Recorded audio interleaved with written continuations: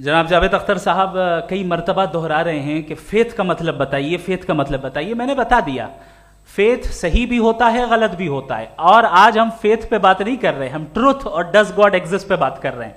क्या does God exist, ये truth यानी गॉड है या नहीं है, इसमें से दोनों ट्रुथ क्या है। अब आप उसे फेथ कह लें, बिलीफ कह लें, नॉट माई बिजनेस। उसके बाद आपने कहा कि भाई सवाल करने से मजहब रोकता है। मैं कहता हूं जो रोकता है वो रोकता होगा, मैं नहीं रोकता, बल्कि सवाल करें, सवाल करना चाहिए। सवाल कर करके तो हम आगे बढ़ते हैं, तरक्की करते हैं, और इसीलिए मैं आज यहां पे आया हूं। लेकिन सवाल सिर्फ खुदा से नहीं होगा, आपसे भी होगा। सवाल एथिज्म से भी होगा, सवाल सिर्फ मजहब से नहीं होगा, सबसे होगा।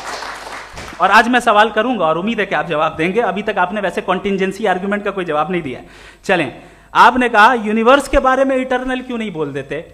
ये चूंकि लॉजिकली पॉसिबल ही नहीं है कि यूनिवर्स इटर्नल हो। यूनिवर्स एक कॉन्टिंजेंट चीज है जो टाइम एंड स्पेस के पाबंद है, टाइम एंड स्पेस से बाउंड है। जो टाइम एंड स्पेस से बाउंड होगा वो कॉन्टिंजेंट होगा, जो कॉन्टिंजेंट होगा वो उसकी बिगिनिंग हुई होगी, जिसकी बिगिनिंग हुई होगी वो इटर्नल नहीं हो सकता। ये तो कॉमन सी बात है।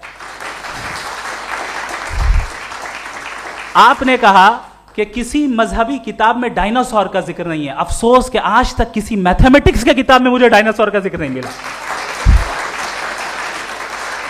तो इसका मतलब मैथमेटिक्स की किताब बेकार है? नहीं, उसका वो टॉपिक नहीं है। रेवलेशन का और मजहबी किताबों का टॉपिक ये नहीं है कि आपको आके बताए साइकिल कैसे बनाते हैं, या आकर ये बताएं कि जो है डायनासोर कब था।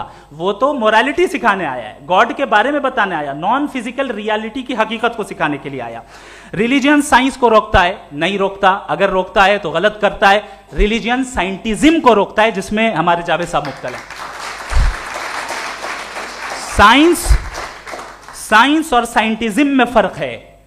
साइंटिज्म यह है कि आप समझें कि साइंस और साइंटिफिक मेथोडोलॉजी ये नॉलेज को हासिल करने का वाहिद सोर्स ऑफ नॉलेज है। यह है साइंटिज्म। हम इसे रिजेक्ट करते हैं। हम साइंस को तो तरक्की करते हैं। भाई आप हमारी पूरी तारीख कर लें, पढ़ लें तो आपको पता चल जाएगा। बहरहाल ये अलग टॉपिक है।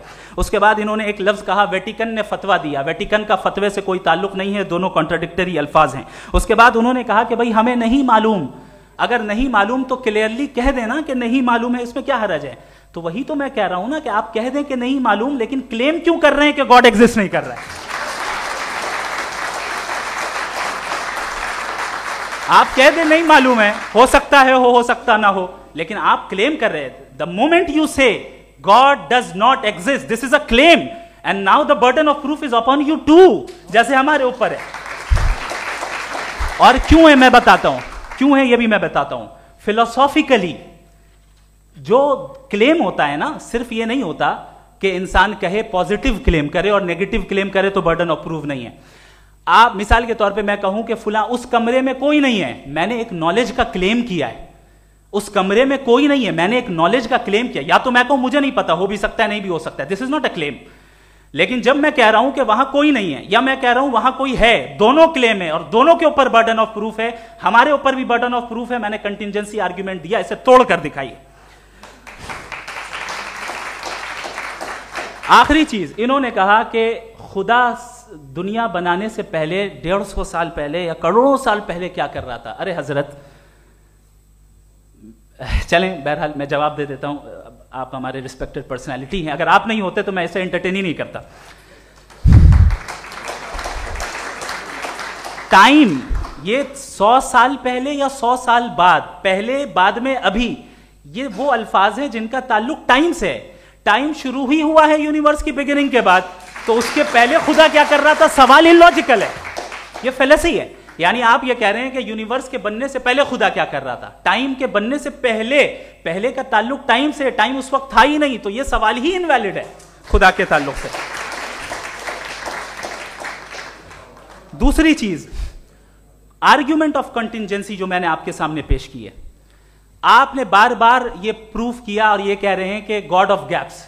देखिए, पहले नहीं मालूम था, साइंस ने कर दिया। सिंपल की मिसाल से मैं समझा देता हूं। जिस गैप्स की आप बात कर रहे हैं ना, साइंस उन गैप्स को जिन चीज के जरिए भी प्रूव करेगा वो कॉन्टिंजेंट ही होगा। अब चाहे वो फोर्स हो, मैटर हो या एनर्जी हो।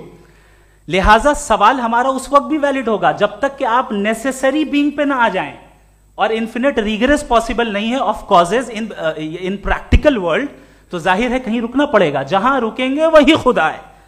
दूसरी चीज, आपने ये कहा, क्या कह रहा था मैं, किस पॉइंट को? What? Oh no, after that. Just now.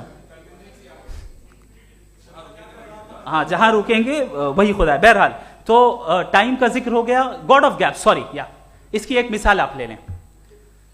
एक कार है, एक साहब ने देखा कि भाई कार जो है उसके व्हील्स कितने अच्छे लगे हुए हैं, सही जगह पे, स्टीयरिंग जो है कितने अच्छे जगह पे लगी हुई है, और सीट्स कितने वेल डिजाइंड है, कितनी प्रिसाइजली ये कार काम कर रही है। तो जरूर कोई ना कोई इसे क्रिएट किया है, किसी ने क्रिएट किया है। अब जावेद साहब आए और कहे, अरे जनाब बोनेट खोलिए, इसमें इंजन है, इंजन इस कार को चला रहा है, hence prove no one has created the car. This is illogical, this is irrational.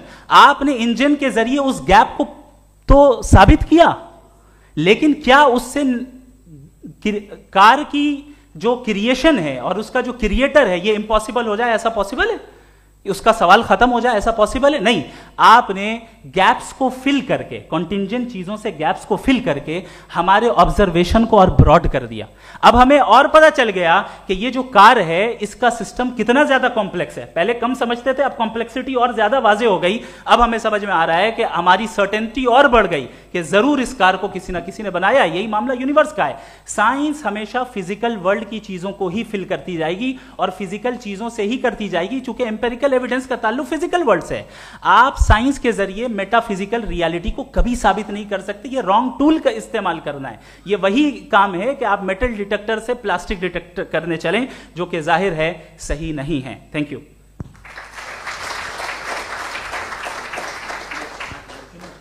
जी, ये आर्ग्यूमेंट का राउंड 2 है। हाँ। 7 मिनट है। पहले तो मैं आपसे अर्ज करूं कि आपने कहा कि जब कायनात ही नहीं थी तो वक्त भी नहीं था, कुछ भी नहीं था। कैसे नहीं था? खुदा था। एक एग्जिस्टेंस तो था ना खुदा का। तो जब खुदा था तो वक्त भी होगा। ऐसा नहीं है कि कुछ भी नहीं था, खुदा था। अच्छा, बाकी एक आपने कहा साहब आप साबित कीजिए, आपके पास भी लॉजिक है या मेरे पास भी लॉजिक है। आप मेरा जिम्मेदारी नहीं है साबित करना कि खुदा है। बर्टन रसल ने बड़ी अच्छी बात कही।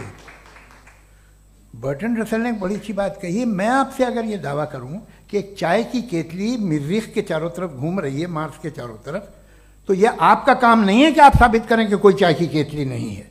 ये मेरा काम है, मैंने दावा किया है। ये दावा तो मजहबी लोग करते हैं कि खुदा है। मैं क्यों साबित करूं कि नहीं है? जब तक आप मुझे कन्विंस नहीं कर देंगे मैं नहीं मानूंगा। आपकी जिम्मेदारी है, मेरी जिम्मेदारी नहीं है।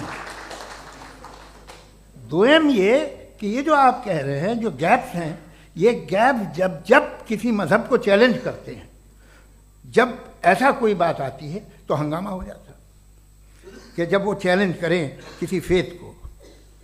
ये तमाम साइंस जो है इसे मुख्तलिफ जगहों पे मुख्तलिफ वक्तों में मजहब ने रोकने की कोशिश की है। ये किताब है religion and science, Burton Russell की, पढ़िएगा, अच्छी लगेगी आपको। तारीख ही है साइंस, मजहब की साइंस से उसका यही रिश्ता है। अच्छा, अब ये हम सोचें कि बहरहाल ये वजूद जो है मजहब और ये बिलीव इन गॉड इंसान को बेहतर बना देता है। तो एक काम कीजिए, हिंदुस्तान वर्ल्ड का नक्शा लीजिए और मार्क कीजिए कि रिलीजन कहाँ कहाँ ज़्यादा है, कहाँ कहाँ, चाहे वो लैटिन अमेरिका हो या मिडल ईस्ट हो या फार ईस्ट हो या हिंदुस्तान के वो इलाके जहाँ मजहबियत ज़्यादा है। रख दीजिए नक्शा अलग। अब दूसरा नक्शा कि कहाँ कहाँ नाइंसाफ़ी, रिप्रेशन, औरतों के हुकूक की पामाली, जुल्म, डिक्टेटरशिप कहाँ है। नक्शा एक ही होगा। तो आप मुझे बताएं कि जो इसका तरकीब इस्तेमाल क्या है। खुदा का तरकीब इस्तेमाल तो बताइए। आप छोटी सी दवा सड़क पे बेचते हैं, उसकी भी तरकीब इस्तेमाल बताते हैं। इसके इस्तेमाल से तो फायदा नहीं हुआ किसी को। जो सारे के सारे खराब मुल्क हैं, खराब समाज है, वो सारे जुल्म खुदा के नाम पे करते हैं। वो गलत करते हैं, सही करते हैं, मुझे क्या लेना देना उससे। इस्तेमाल से मालूम होता ना। एक विस्की की बोतल कभी शायद देखी हो आपने, लाल रंग की होती है, उस पर रोशनी और छपड़ा इंतहाई खूबसूरत लगती है, क्या बिगाड़ रही है किसी का। उसका इस्तेमाल गलत है, इसलिए आप उसे नापसंद करते हैं। इसका इस्तेमाल गलत है, इस तसव्वुर का इस्तेमाल ही गलत है और हमेशा से गलत हुआ है। आप देख लीजिए, इंसानी तारीख देख लीजिए, आज देख लीजिए, हिंदुस्तान देखिए, दुनिया देख लीजिए क्या हो रहा है। इसे कैसे इस्तेमाल कर रहे हैं फेथ वाले लोग? क्या फेयर हैं, जस्ट हैं, जो अपने खुदाओं पे यकीन रखते हैं? वो किस तरह के लोग हैं? वो लोगों को इंसाफ देते हैं, वो बेहतर इंसान बने। तो इस दवा का फ़ायदा क्या है? चलो बहुत फ़ायदा हो रहा तो मैं इस्तेमाल कर लूँगा, मैं मुझे तो इस दवा का कोई फ़ायदा दिखता ही नहीं। मुझे तो ऐसा लगता, मैं एक और बात बताऊँ, अगर कोई आदमी मजहबी है और अच्छा आदमी है तो मैं उसकी बहुत इज्जत करता हूँ, इसलिए कि मेरा ख्याल है मजहबी आदमी का अच्छा होना मुझसे अच्छा होने से ज़्यादा मुश्किल है। भाई हर चीज़ की एक लिमिट है, आप इतना भाग सकते हैं, इतना नहीं भाग सकते, इतना वजन उठा सकते, इतना नहीं उठा सकते, इतना दूर देख सकते हैं, इतना दूर नहीं देख सकते। उसी तरह कॉमन सेंस कहता है कि आप में नेकी का भी एक कोटा होगा। अब आप अगर सुबह जाते हैं अपनी इबादत गाह और इबादत करते हैं, तो बाहर निकलते हैं तो आप तो यही महसूस करते हैं कि आपने एक बहुत अच्छा काम किया, आपकी नेकी का एक बहुत बड़ा कोटा खर्च हो गया जिससे किसी का कोई फ़ायदा नहीं। मैं तो नहीं जाता हूँ तो मुझे तो किसी को खाना खिलाना पड़ेगा, किसी बेवा की मदद करनी पड़ेगी, मैं अपना कोटा कैसे कंज्यूम करूँ? आप अपना कोटा, सारे मजहबी लोग इंतहाई यूजलेस कामों में यूज़ करते हैं। उसके बाद भी अगर आप में बच्ची है थोड़ी सी शराफत, तो भाई वाह क्या बात।